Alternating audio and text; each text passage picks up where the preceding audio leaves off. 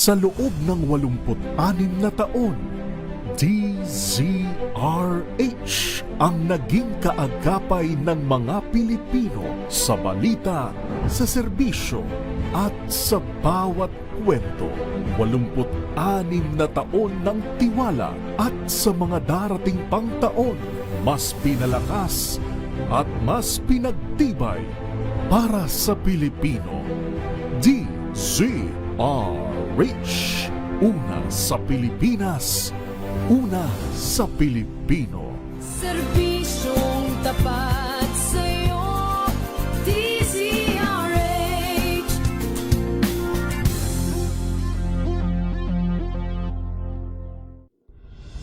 Tuloy-tuloy ang pagtulong, tuloy-tuloy ang pagseserbisyo at tuloy-tuloy ang balitaan kasama si May Binauhan sa Operation Tulong mula Lunes hanggang Biyernes.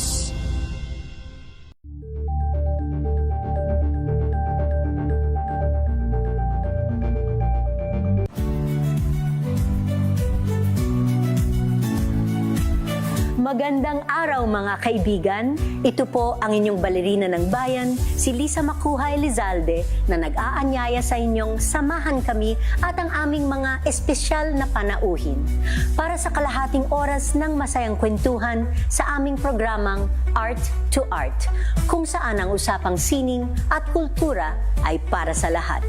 Huwag kaliligtaan, tuwing linggo, alas 3:30 ng hapon, dito lamang sa DZRH Radio, DZRH TV, at via online streaming.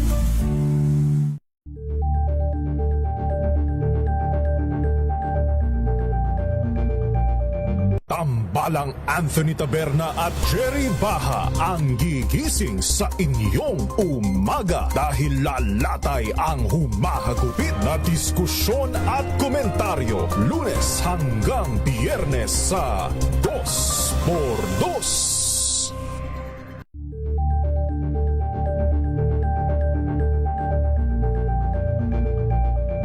Alamin ang mga maiinit na isyung pambayan, mga balitang kailangan mong malaman, usapin sa pamahalaan, politika, ekonomiya at kabuhayan. Ito ang mga dapat mong malaman, pakialaman at pag-uusapan dahil kayo ang tinig ng mamamayan dito sa Damdaming Bayan.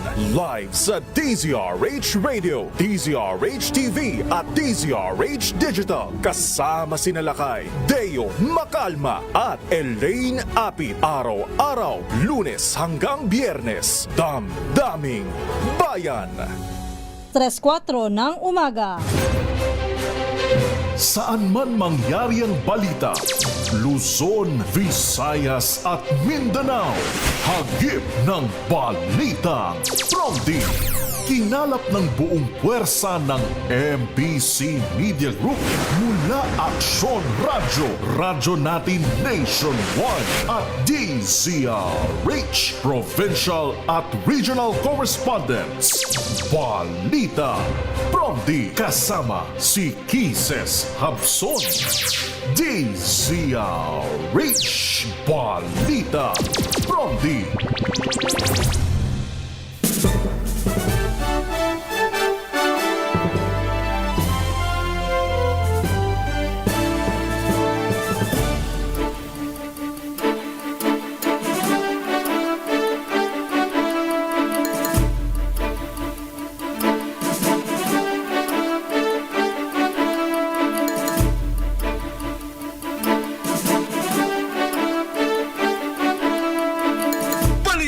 Prompti. Magandang umaga, Luzon, Visayas, Mindanao, Pilipinas. Ito po ang balitang Prompti ngayong araw ng Lunes, May 18, 2026. Sa ating headlines, Balitang Prompti. Senado magko-convene na bilang impeachment court ngayong araw. Balitang Prompti. Naarestong NBI driver, nagpositibo sa gun residue test ayon sa Southern Police District. Balitang Prompti. DOJ may lead na sa kinaroroonan ni Senador De La Rosa. Balitang Prompti. Voter registration para sa barangay and SK elections hanggang ngayong Lunes na lamang ayon sa COMELEC. Balitang Promdi. DOH nakaalerto na kasunod ng deklarasyon ng Global Health Emergency ng World Health Organization dahil sa Ebola outbreak. Balitang Promdi. Yan ang ulo ng ating mga balita. Kasama niyo po ang inyong lingkod, Kisses Habzon, para sa DZRH, una sa Pilipinas, una sa Pilipino. At ngayon sa detalye ng ating mga balita.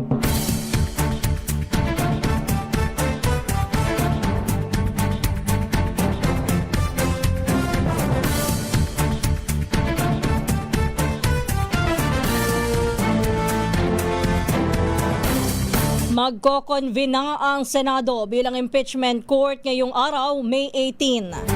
Ayon kay Senate President Alan Peter Cayetano, formal niyang ipinagbibigay alam sa kanyang mga kasamahanan tungkol sa kanilang pagko-convene para sa impeachment trial laban kay Vice President Sara Duterte.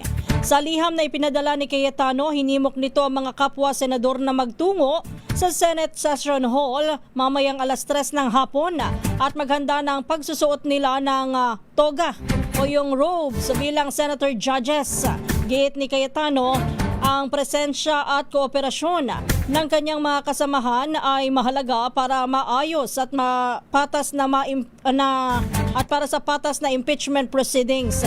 Una rito itiniyak ng Senate President na handa ang mataas na kapulungan na gampanan ang kanilang constitutional duty at hindi na ide-delay pa ang paglilitis laban sa pangalawang Pangulo. Balitang Promdi.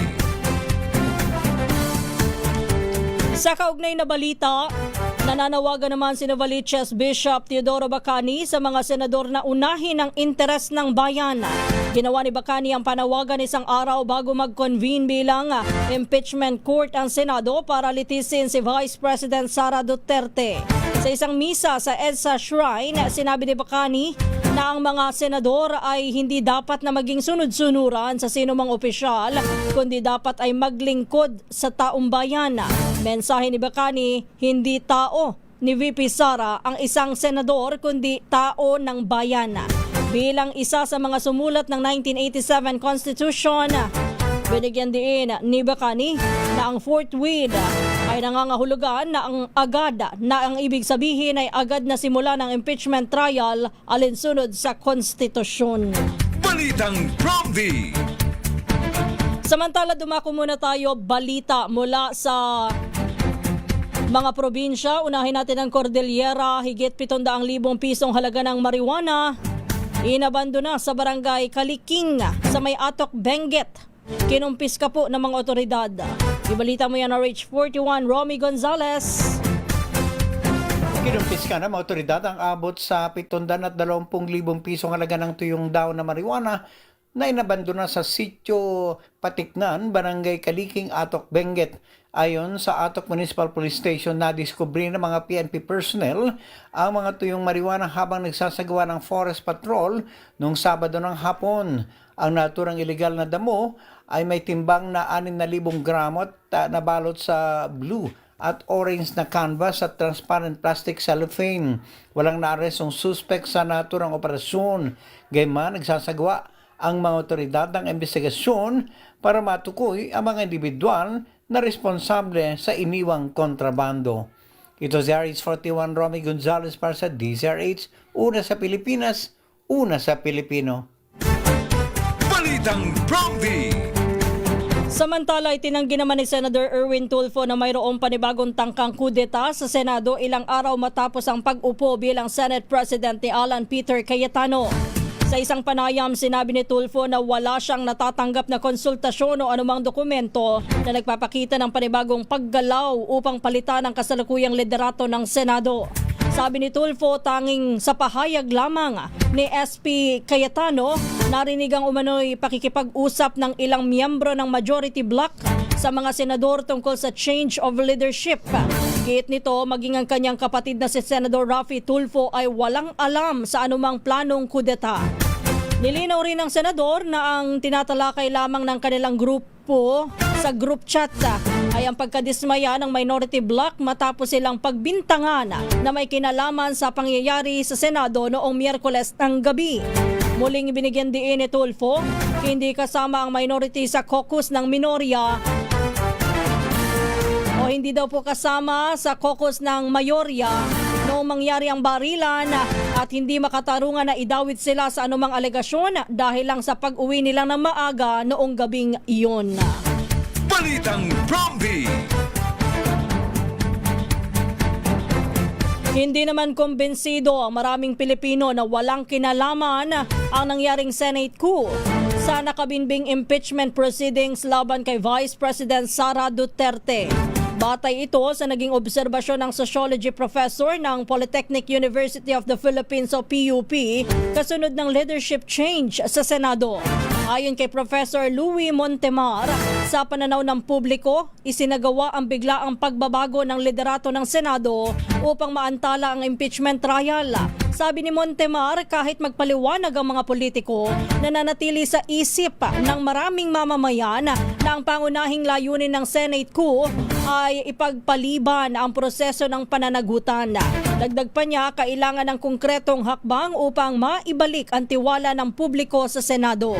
Iginit din ng propesor na dapat ay pag-isipang mabuti ni Senate President Alan Peter Cayetano ang pagbibitiw sa pwesto dahil anya humina na ang kumpiyansa ng publiko sa kasalukuyang pamunuan ng Senado. Ayon kay Montemar, mahalagang maipakita ng Senado na nananatili itong isang institusyon na gumagalang sa transparency, accountability at sa proseso ng batas. Balitang Promdi. Samantala, balita naman tayo sa Region 1, standby Freddy. Mahigit 2 milyong pisong halaga ng droga na samsam sa operasyon ng Police Regional Office 1 sa unang linggo ni Police Brigadier General Badua Jr. bilang bilang Acting Regional Director. Ibalita mo yan na RH38 Freddy Fajardo.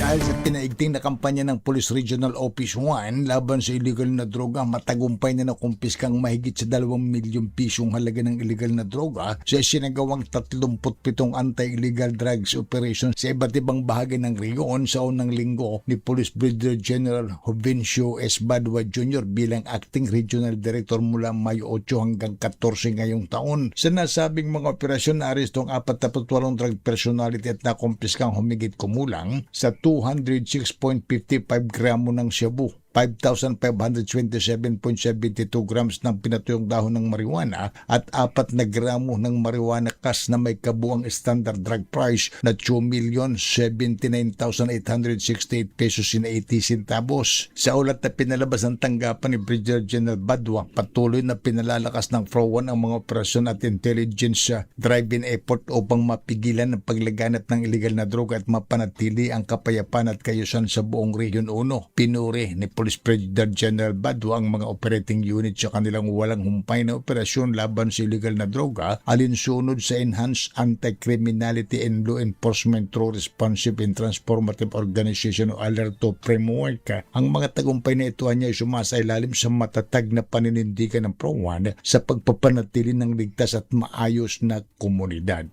Mula sa Action Radio Pangasinan, ito si Freddy Fajardo, Aristarte Taguulat para sa DCRH una sa Pilipinas, una sa Pilipinas. Balitang Promdi. Maraming salamat Freddy. Standby lang Dani Kumilang. May lead na ang Department of Justice hinggil sa kinaroroonan ni Senador Bato de la Rosa na umeskapo sa Senado noong madaling araw ng Huwebes, ilang oras matapos ang nangyaring putukan sa Senate building. Bagamat hindi dinetalye, sinabi ni Justice Secretary Frederick Vida, may hawak silang impormasyon para matukoy ang kasalukuyang kinaroroonan ng senadora. Ayon kay Vida, kahit walang order for manhunt laban sa senadora, ay may tuturing pa rin na valid ang arrest warrant na inilabas ng International Criminal Court. Una rito ay naglabas na ang Immigration Lookout Bulletin Order ang Department of Justice para pagpigilan po ang posibleng pag-alis ng bansa ni De La Rosa. Bumuo na rin ang ahensya ng Special Panel of Prosecutors upang imbestigahan ang shooting incident sa Senado. Balitang Promdi. Pinababasura ng Office of the Solicitor General sa Korte Suprema ang petisyon ng kampo ni Senador Ronald Bato de la Rosa na naglalayong pigilan ang pag-aresto sa kanya kaugnay ng warrant ng International Criminal Court o ng ICC. Sa 83 pahinang komento na inihain ng OSG noong May 16, nakasaad na si De La Rosa ay isang fugitive from justice. Ayon sa OSG, may legal na batayan ng pamahalaan upang ipatupad ang ICC warrant of arrest sa ilalim ng Republic Act No. 9851. Paliwanag ng ahensya, hindi kailangan ng hiwalay na pag-aproba ng lokal na hukuman upang maipatupad ang warrant. Binanggit din ng OSG na ang kilos ni De La Rosa kabilang na po ang pagtakas o yung hindi pagsuko sa mga otoridad at ngayon ay ang pagtatago ay nagpapakita po ng intensyon na umiwas sa proseso ng batas. Una nang sinabi ng Department of Justice, hindi nila ipatutupad ang warrant hanggat hindi nagpapasya ang korte sa petisyon ni De La Rosa maliban kung tatangkaing tumakas ng senador palabas ng bansa. Balitang Prompty.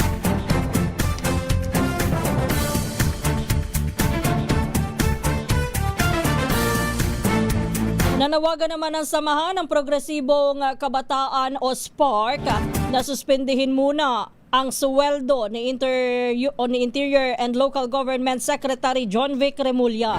Sa isang online petition ng grupo na nilagdaan ng 600 katao, binigyan din ito na nabigo si Remulla na gampanan ng maayos ang kanyang tungkulin bilang kalihim ng Department of Interior and Local Government.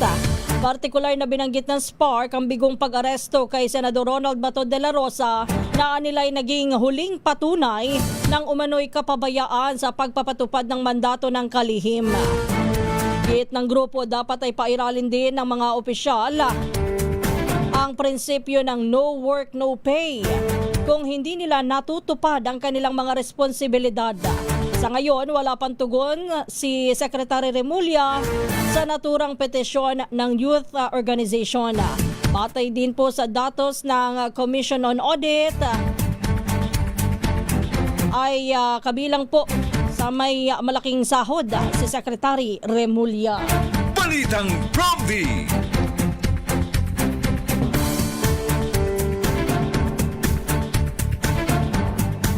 Alas 3:18 na po ng umaga, balikan natin mga balita mula sa Central Luzon.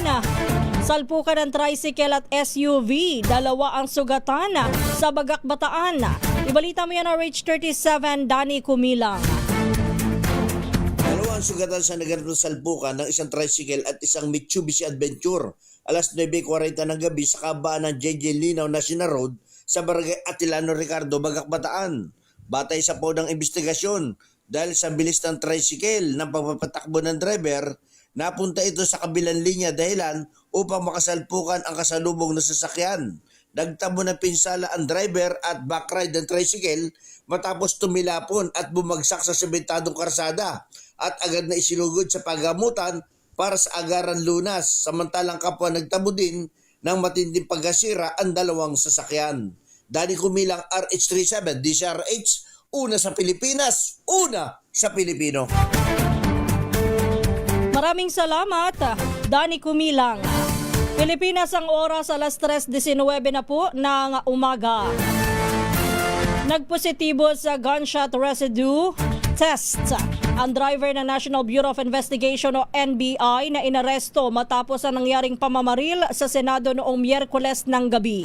Ayon kay Police Lieutenant Margaret Panaga, Public Information Office Chief ng Southern Police District, may presensya ng gunpowder sa isinagawang pagsusuri sa suspect na si Mel Oragon.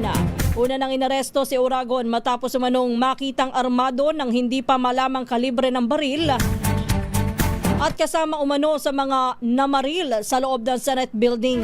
Magugunit ang itinanggi ng NBI na regular employee si Oragon at nilinaw ng ahensya, gayon din ang kanyang asawa, na volunteer driver lamang ito ng NBI operatives. Balitang Prompty. Maghahain naman ng katanungan ang minority bloc ng Senado kaugnay ng umano'y insidente ng pamamaril sa loob ng Senado noong Miyerkules ng gabi. Gagawin nila ito sa muling pagbubukas ng sesyon ngayong Lunes. Ayon kay Senator Erwin Tulfo, kailangan na magkaroon ng masusing investigasyon upang malaman kung ano talaga ang nangyari at kung may paglabag sa nangyari sa loob ng institusyon.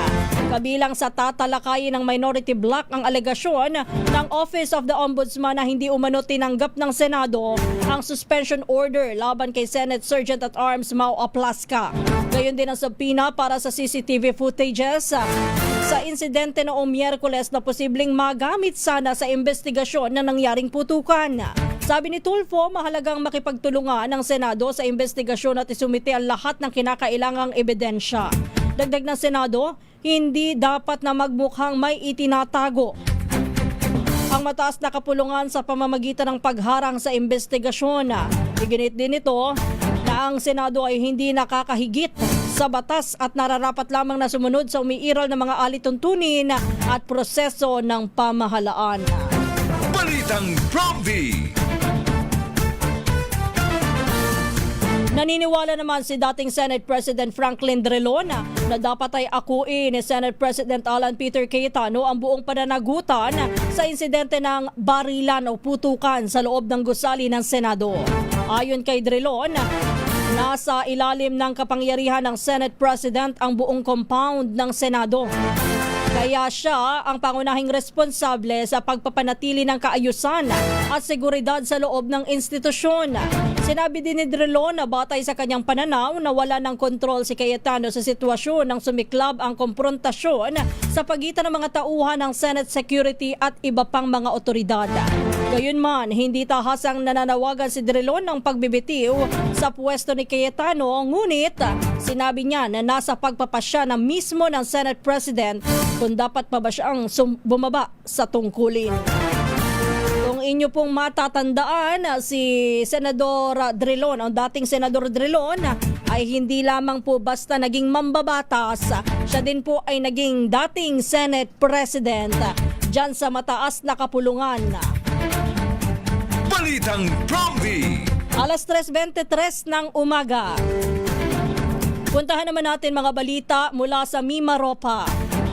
317 katutubong mangyan na naapektuhan ng sunog, binigyan daw po ng serbisyong medikal at ayuda ng militar sa Occidental Mindoro. Ibalita mo yan RH33, Benji Anchokya.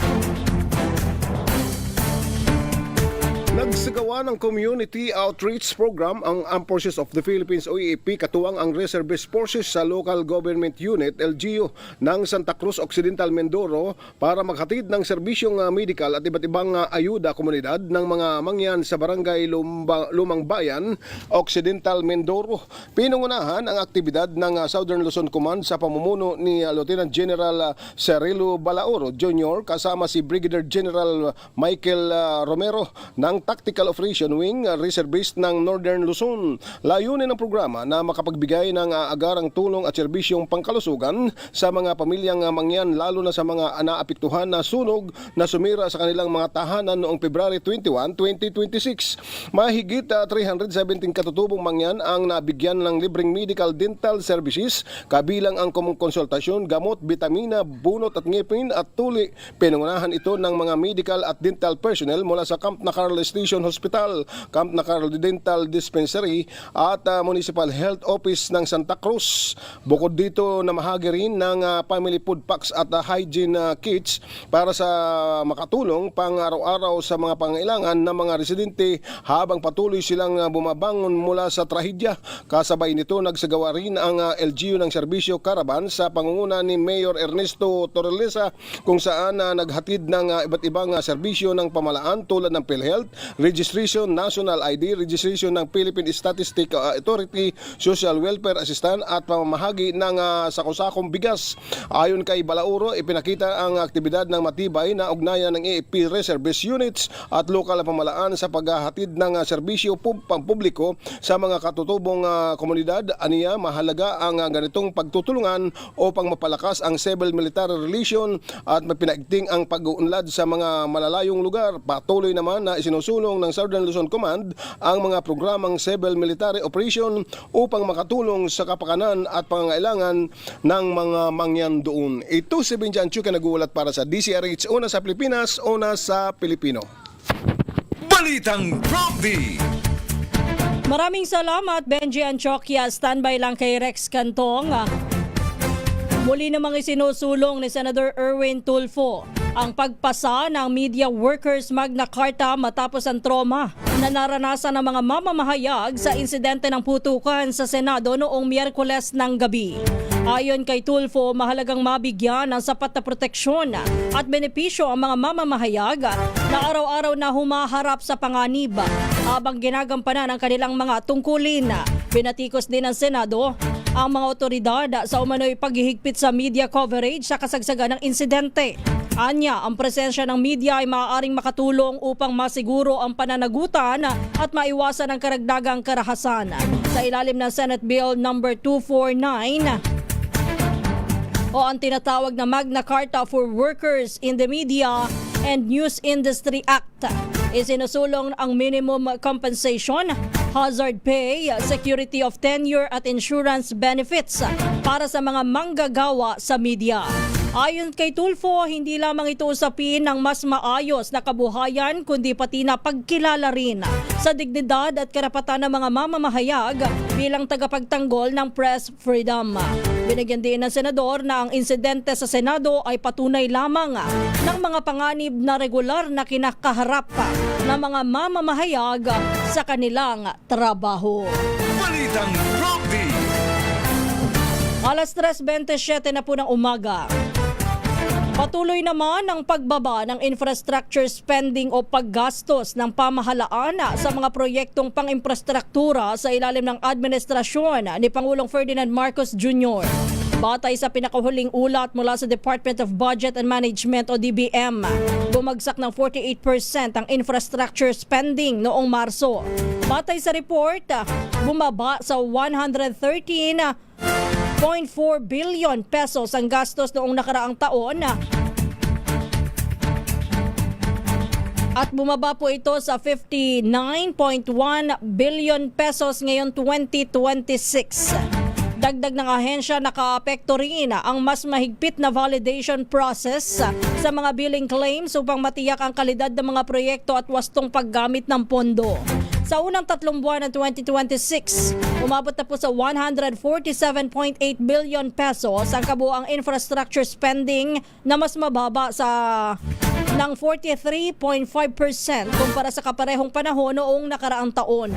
Gayunman, inaasahan po ng DBM na bibilis po ang implementasyon ng mga proyekto ngayong ikalawang quarter dahil nailabas na ang kanilang kinakailangan na pondo at mas mainam na panahon ang tag-init para sa konstruksyon. Umaasa naman ang pamahalaan na muling sisigla ang infrastructure spending sa second half ng 2026. Balitang Prompty. Para po sa ating mga kababayan na planong bumoto at dapat lamang naman po at yan ay ating karapatan na. Nagpaalala po ang Commission on Elections sa publiko na ngayong araw po ng Lunes ang huling araw ng voter registration para sa 2026 Barangay at Sangguniang Kabataan o BSKE o elections. Ayon po sa COMELEC, maaaring magparehistro ang mga kwalipikadong botante sa kanilang local offices. Gayon din sa mga satellite at mall registration sites mula 8 ng umaga hanggang alas 5 ng hapon. Lahat ng aplikasyon na may susumite hanggang ngayong araw ay daraan po sa verifikasyon at pag-aproba ng Election Registration Board. Balitang Prompty. Ito ho yung sinasabi ko sa inyo no isang araw po at pinapaalala na ngayon po hanggang May 18 na lang ang huling araw para sa pagpaparehistro ng mga botante. Gayon din ho yung mga magpapalipat ho ng address o ng voting site. Ganon din ho doon sa mga kababayan natin na may kailangang ayusin ho sa kanilang COMELEC o sa kanilang voter registration.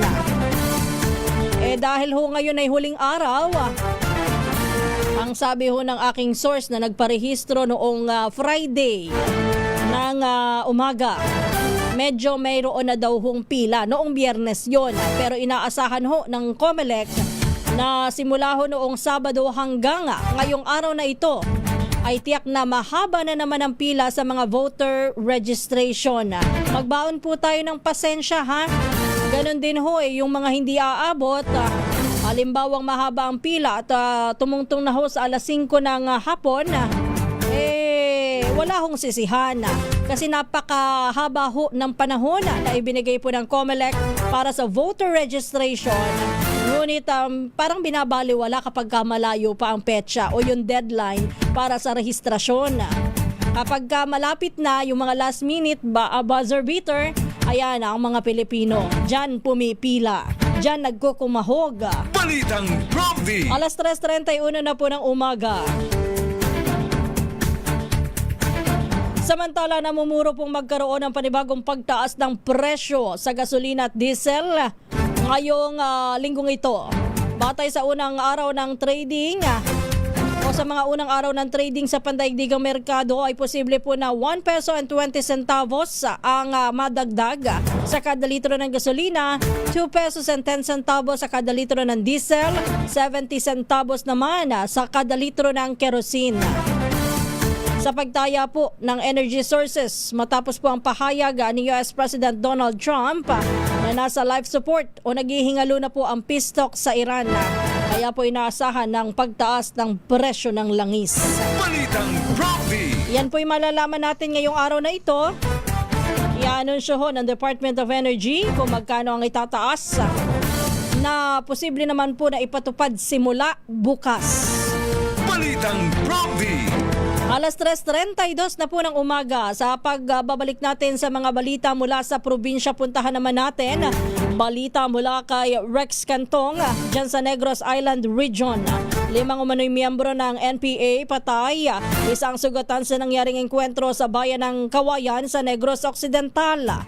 Ibalita mo yan, RH46, Rex Cantong.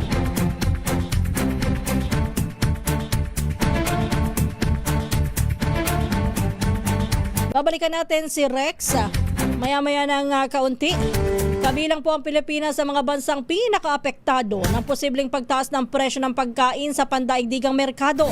Batay ito sa Food Vulnerability Index ng Nomura Global Markets Research, kung saan pumuwesto po ang Pilipinas sa ika-21 mula sa 110 bansa na pinaka-expose sa matinding pagtaas ng presyo ng pagkain.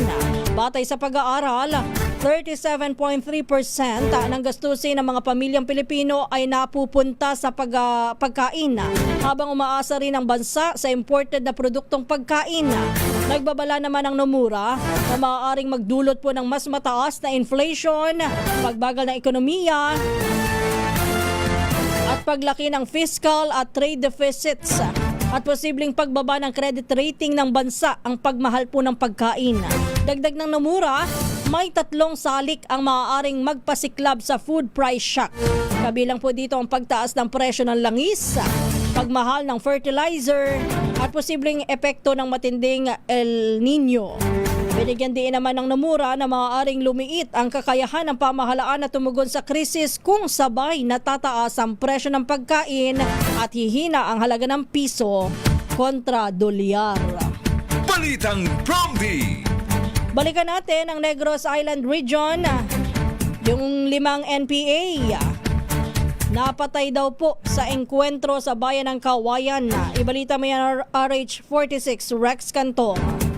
Patay ang 5 umano'y miyembro ng New People's Army o NPA at isa ang sugatan matapos ang engkwentro sa pagitan ng 15th Infantry Battalion ng Philippine Army at grupong New People's Army sa Barangay Abaca, Barangay Poblasyon, bayan ng Kawayan, Negros Occidental. Ayon sa inisyal na ulat mula kay Philippine Army Brigadier General Jason Humawan ng 302nd Infantry Battalion Commander na na-recover ang mga katawan ng umano'y NPA sa lugar na nag-inkwentro ay ang 5 mga rebelde na kinilala na sina Gilbert Tingson alias Colinting, Rolando Dantes alias Anyo, commanding officer ng nasabing grupo, at Jobert Kasipong alias Jan at Alex Langgita at Vince Dingkong, pawang mga residente ng Kamindangan, lungsod ng Sipalay, Negros Occidental,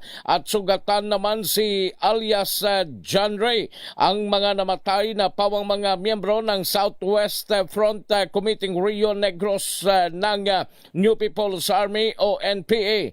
Na-recover ng mga otoridad ang iba't ibang mga barel at kagamitan sa lugar, kasama na ang isang unit ng caliber 60, machine gun, M16 rifles at M14 rifles, M203 grenades launcher, hand grenades at war materials. Dinala pa sa ngayon sa ang mga katawan na ng mga namatay sa RNS Funeral Home sa nasabing bayan. Ito si RH46 Rex Cantong para sa DZRH, una sa Pilipinas, una sa Pilipino. Balitang Prompty. Maraming salamat, Rex. Standby lang kay Jocelyn Make. Pinaigting ng Department of Agriculture ang pag-inspeksyon sa mga palengke, supermarket at rice retailer sa buong bansa kasunod ng pagpapatupad ng 30 araw na price ceiling sa imported rice. Sa ilalim ng kautusan ni Pangulong Ferdinand Marcos Jr., nilagyan po ng 50 pesos per kilong price cap ang imported na 5% broken rice upang mapababa ang umano'y hindi makatuwirang presyo ng sa merkado. Ayon kay Agriculture Secretary Francisco Tiu Laurel Jr., sa ilalim ng Price Act of the Philippines, maaaring makulong ng 1 hanggang 10 taon ang isang rice retailer, trader at importer na hindi susunod sa price ceiling. Maaari rin silang pagmultahin ng mula 5,000 hanggang 1 million pesos sa pareho, depende po sa magiging desisyon ng korte. Bukod dito ay maaaring ipasara ang kanilang negosyo at kumpiskahin ang kanilang mga produkto at suspendihin o bawiin ang kanilang permit o lisensya. Una nang inihayag ng DA na maaaring baguhin, palawigin o alisin ang price ceiling matapos ang pagsusuri sa epekto nito sa merkado. Balitang Prompty.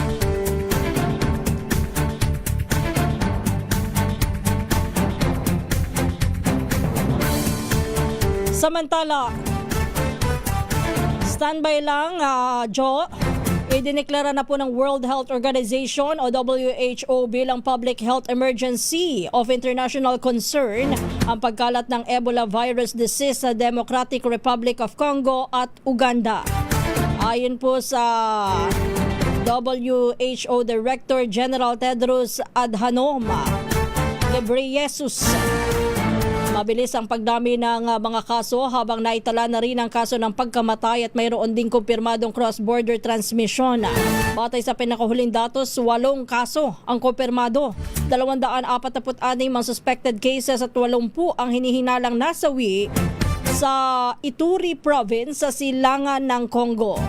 Mayroon ding mga kumpirmadong kaso ng Ebola sa Kampala, Uganda. Kabilang po ang mga biyaherong nagmula sa Congo at isang kaso rin ang naitala sa Kinshasa. Nagbabala po ang World Health Organization na maaaring mas malawak pang outbreak dahil sa mga kaso ng underreporting matapos ng mobility o mataas na mobility ng populasyon at mahinang health system sa mga apektadong lugar. Sa ngayon ay wala pang aprobadong bakuna o tiyak na lunas para sa Bundibiguyo. Yan po yung tawag do sa strain na kumakalat sa ilalim po ng Ebola virus. Dahil po dito ipinaigting po ng World Health Organization o ng WHO ang panawagan para sa mas mahigpit na surveillance, contact tracing, infection control at cross-border coordination. Balitang Prompty.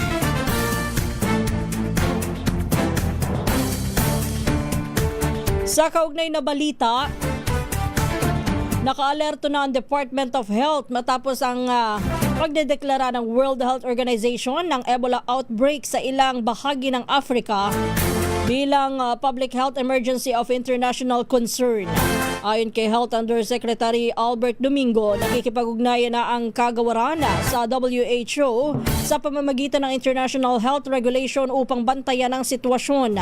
Pagtiyak po nito, nananatiling ligtas ang Pilipinas mula sa banta ng Bundibugyo o Bundibugyo strain ng Ebola virus. Sabi po ng DOH, ang mga naitalang Ebola incidents sa Pilipinas noong 1989, 1996 at 2008 ay may kinalaman sa Reston strain na hindi nagdulot po ng sakit sa tao. Binigyan din ng ahensya na noong nagkaroon ng malawakang Ebola outbreak sa West Africa noong 2014 ay matagumpay pong napigilan ang pagpasok o pagkalat nito ng naturang virus sa ating bansa. Balitang Promdi. Balita muna tayo sa Western Visayas. Sa taho vendor na sumasideline daw po sa pagtutulak ng droga natimbog sa buy-bust operation sa lungsod ng Iloilo. Ibalita mo yan, Jocelyn Make ng Action Radyo Iloilo. Kahirapan na naging rason ng 38 anyos na taho vendor upang pumasok sa pagtutulak ng iligal na droga sa lungsod ng Iloilo. Inamin ng suspect na si alias Ma, residente ng Haniway, Iloilo, na may nag-utos sa kanya na magbenta ng illegal drugs sa Iloilo City. Pero natiktikan siya at nahuli sa drug buy-bust operation sa barangay Kalumpang, Molo. Nasamsam sa suspect ang suspected shabu na may bigat na 70 grams na nagkakalaga ng halos ₱250,000. Ayon kay Police Major Marvin Villanueva, Deputy Chief ng Regional Police Drug Enforcement Unit 6 o RPDEU, nakuha nila ang pangalan ng nag-utos di umano kay Mar at binabalidate ang koneksyon nito sa illegal drug transaction. Mula sa Action Radyo Iloilo, ito si Jocelyn Make para sa DZRH, una sa Pilipinas, una sa Pilipino. Balitang Promdi. Samantala, nagbabala naman si Pasig City Mayor Vico Soto laban sa mga individual na nagpapakilalang kawani ng Pasig City Hall at nangangakong magbibigay o mamimigay ng cryptocurrency o crypto coins. Ayon po kay Mayor Soto, walang anumang programa ang pamahalang lungsod ng Pasig na may kinalaman sa crypto wallets. Ginawa po nito ang babala matapos na may mga taong nagtungo umano sa Centennial 2 ng Barangay Pinagbuhatan at nanghihingi ng mga personal na impormasyon kapalit po ng pangakong pagbibigay ng crypto coins. Pinayuhan ng alkalde ang publiko, huwag basta-basta magbibigay ng personal na detalye o mag-i-invest sa mga programang hindi naman lubos na nauunawaan, lalo na kung walang malinaw na dokumento o pagkakakilanlan ang grupong nagtutungo o kumakausap sa kanila. Binigyan din ni Soto na patuloy na gumagawa ng iba't ibang uri ng panlilinlang ang mga scammer, kabilang po ang mga online fraud, cryptocurrency schemes at pyramid scams. Inimok din niya ang mga mamamayan na agad na i-report sa publiko o sa Public Information Office ng lungsod o sa pinakamalapit na himpilan ng pulisya ang anumang impormasyon na tungkol sa mga sangkot sa naturang modus. Baka pwede rin ho sa 911. Kung sakali ho merong mga ganyang kahinahinala, baka po pwedeng i-report sa hotline 911. Balitang Promdi. Balita muna tayo dyan sa Eastern Visayas.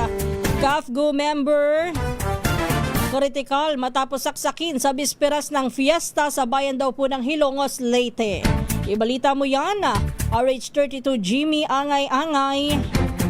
Isang masayang selebrasyon ng pesta ang nawi sa Karasan matapos masaksak ang isang miyembro ng CAFGO sa bulong-bunduking bahagi ng barangay Utanan, Hilongos, Leyte. Kinilala ng PNP ang biktima si alias John Simon, 32 anyos, may asawa, residente sa naturang barangay. Ayon sa pulisya, nangyari ang insidente habang ginaganap ang Vesper Day celebration sa taon ng Pista ng Bayan. Batay sa investigasyon, nagsimula umano ang gulo sa disco area matapos magkaroon ng commotion sa pagitan ng isang testigo at isa pang dumalo sa selebrasyon. Kalaunay, dumating ang biktima at nawi sa suntukan hanggang sa makita na lamang siyang duguang bumagsak matapos umanong saksakin ng ng suspect na nakilala kay alias Mikmik. Agad ay tinakbang biktima sa Eastern Visayas Medical Center para sa lungsod ng Tacloban para malapatan ng Kakulanuas. Patuloy naman ang hot pursuit operation ng Hilongos Municipal Police Station laban sa tumagas na suspect habang ininihanda na rin ang kakulang kaso. Mula dito sa DYVL Action Radio Tacloban, ito si Airstral Tito Jimmy Angay-Angay para sa DZRH, una sa Pilipinas, una sa Pilipino. Balitang Promdi. Maraming salamat, Jimmy. Standby lang, Jane. Isang sugatan matapos na bumangga ang isang pampasaherong bus sa concrete barrier sa bahagi ng EDSA Busway malapit sa MRT 3 Kamuning Station sa Quezon City. Ayon sa police report, inamin po ng driver ng bus na hindi niya napansin ang barrier habang bumabiyahe sa southbound lane ng EDSA dahil may nakatayuan niyang pasahero na nakaharang sa kanyang view. Bunsod nito ay naipit ang konduktor ng bus sa concrete barrier at pinagtulungan lamang ng mga rescuer na matanggal siya mula sa pagkakaipit saka isinugod sa ospital. Nagdulot din ng masikip na daloy ng trapiko ang aksidente sa bahagi ng EDSA Busway southbound. Balitang Promdi. Balita naman mula sa Northern Samar, may-ari daw po ng barbershop na sangkot sa illegal drugs na timbog sa buy-bust operation ng otoridad sa bayan ng Catarman. Ibalita mo yan na RH34 Jane Galit Bantayan. Sa isang joint anti-illegal drug operation ng Catarman Police at sa tulong ng operating units, isa na namang sangkot sa illegal na droga sa bayan ng Catarman ang natimbog. Ayon sa PNP, itinuturing itong street-level individual na huli sa barangay ng Daganas, bayan ng Catarman, Northern Samar. Napag-alaman na isa itong nagmamay-ari ng barbershop na nasa nasabing barangay. Kasama ng Catarman Police ay kinasang operasyon ng Provincial Drug Enforcement Unit at Provincial Intelligence Unit. Nahuli ang drug suspect na isang 29 na taong gulang, residente ng barangay Daganas, bayan ng Catarman, Northern Samar. Nakuha sa posisyon ang pinaghihinalang shabu, siyam na sachet, buy-bust money, at isang transparent box at pouch. Sa kasalukuyan, nakakulong na ang nasabing drug suspect na nahaharap sa kasong paglabag ng Section 5 at 11 ng Republic Act 9165 o Comprehensive Dangerous Drugs Act of 2002. Tiniyak ng PNP na maaaresto ang mga sangkot sa nasabing illegal drugs dito sa Northern Samar. Mula sa Action Radio Catarman, RH34 Jane Galit Bantayan ng DCRH, una sa Pilipinas, una sa Pilipino. Balitang Promdi. Alas 3:47 ng umaga,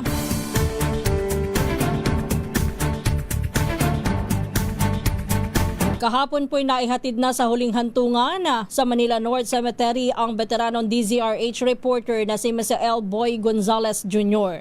Ganap na alas 9:29 ng umaga kahapon nang tuluyan ng mailibing ang mamamahayag na sinamahan po ng kanyang mga mahal sa buhay, malapit na mga kaibigan at mga nakakasama sa industriya ng pamamahayag.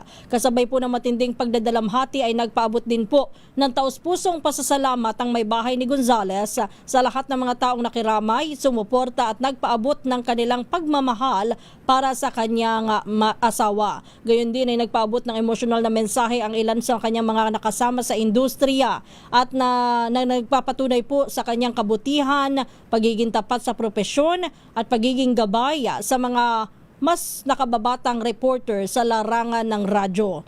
Pumanaw po si Gonzales noong May 11 sa edad na 66, dekada nang naglilingkod sa karera po ng radyo, kung saan una nang pumasok si Gonzales bilang isang volunteer sa DZRH Operation Tulong at kalaunan po ay naging opisyal na reporter ng istasyon dahil po sa ipinamalas nitong husay at dedikasyon sa trabaho. Muli ang aming pasasalamat sa buong pamilya Gonzales sa pagpapahiram syempre sa ating kasamahan na si RH29 Boy Gonzales. Ang DZRH News Center, saludo sa serbisyo ni Sir Boy. Balitang Promdi. 11 minuto bago mag-alas 4 ng umaga. Diyan na po nagtatapos ang ating balitaan. Dito po sa Balitang Promdi, tayo ho'y dadako na sa pangalawang bahagi na po ng ating programa.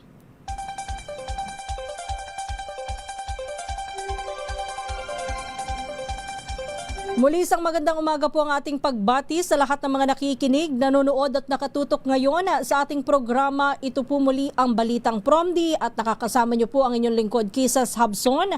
Tayo po ay hanggang alas 4 pa ng umaga.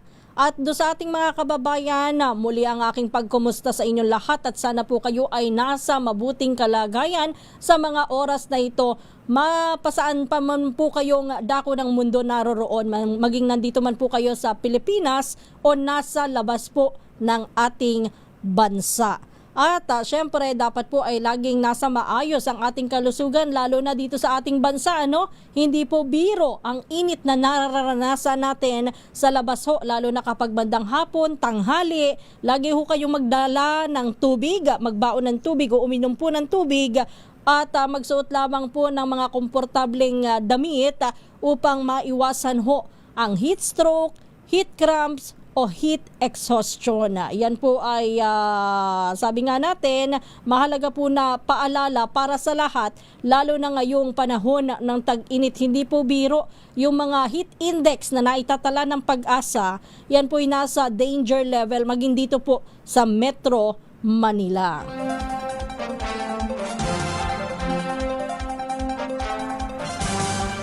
At syempre ho, sa kasabay po niyan, kasing init ho ng panahon, ang init po sa isyong politika. Mamaya ho ay magko-convene na ang Senado bilang impeachment court upang simulan ang proceedings o yung impeachment process para po sa o laban po kay Vice President Sara Duterte. Bagamat wala naman masyadong paglilitis pa na gagawin sa ngayon, kundi magpapatawag o ipapatawag o isasamon si Vice President Sara Duterte o yung kanyang kampo.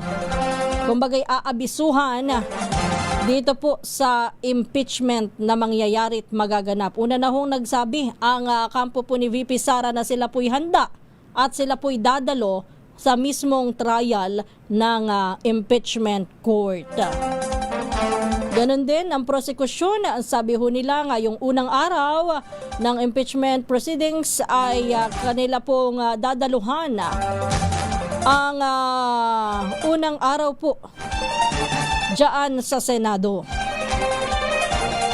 So tayo ho ay mag-aantabay sa mga magiging kaganapan mamaya.